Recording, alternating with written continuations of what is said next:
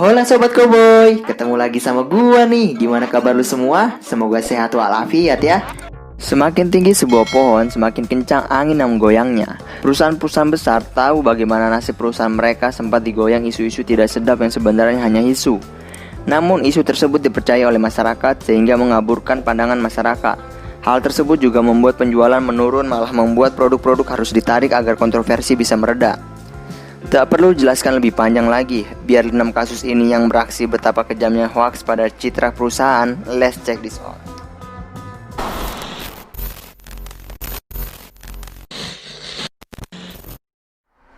Nah, sebelum menonton video ini jangan lupa subscribe channel kita, di-share juga ke akun sosial media lainnya seperti Instagram, TikTok, dan Facebook. 1. General Foods, permen Pop Rocks bikin perut meledak. Ingat Pop Rocks? Permen dengan sensasi meletup di mulut tersebut sempat dituduh bisa bikin perut meledak jika dibarengi minuman soda.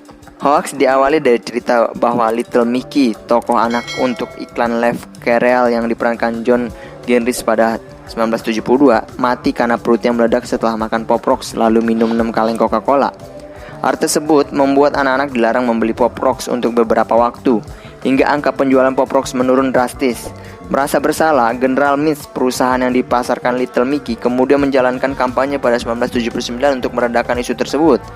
Namun bukannya reda, isu tersebut malah semakin besar. BPOM Amerika Serikat sampai harus turun tangan dan menenangkan masyarakat bahwa Pop Rocks tidak bikin perut meledak.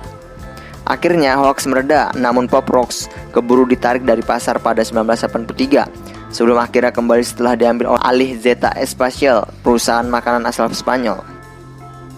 2. Lefsavers, permen karet yang ada telur laba-laba. Siapa yang tidak suka permen karet dengan teksturnya yang chewy?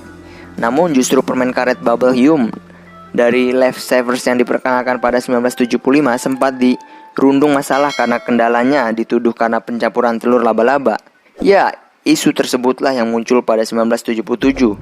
Lefsavers kemudian menggelar kampanye besar-besaran untuk mengembalikan kepercayaan masyarakat terhadap Bubble Yum. Namun, seperti kata Presiden Lefsavers saat diwawancara majalah People, William Mark Morris, memerangi hoaks sama seperti menjaring angin.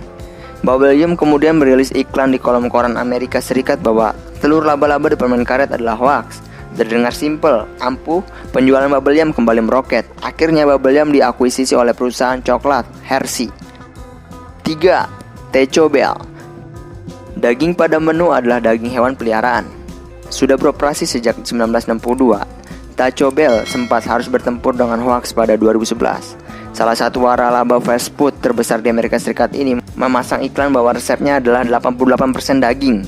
Seperti biasa, masyarakat malah lebih penasaran dengan 12% sisanya. Apa kata Taco Bell? Rahasia.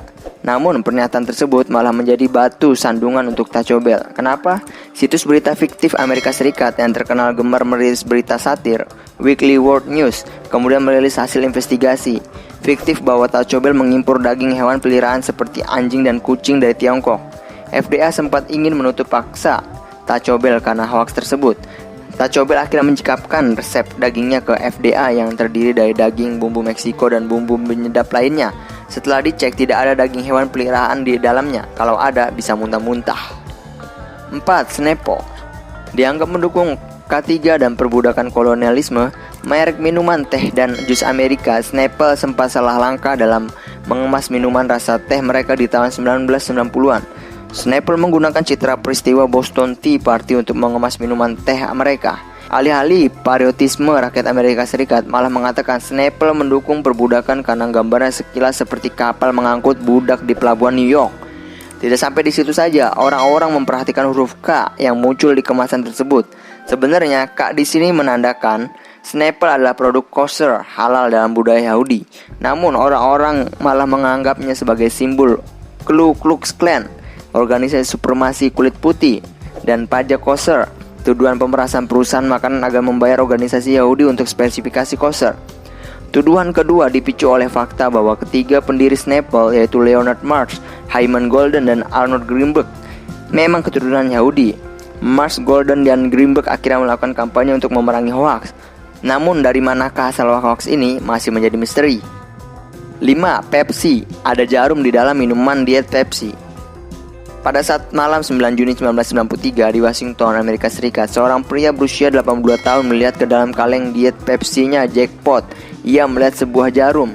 Kemudian laporan benda tajam dalam minuman Pepsi pun menyeruak di Amerika Serikat. Lebih dari 50 kasus dari 23 negara bagian dilaporkan dari jarum hingga peluru.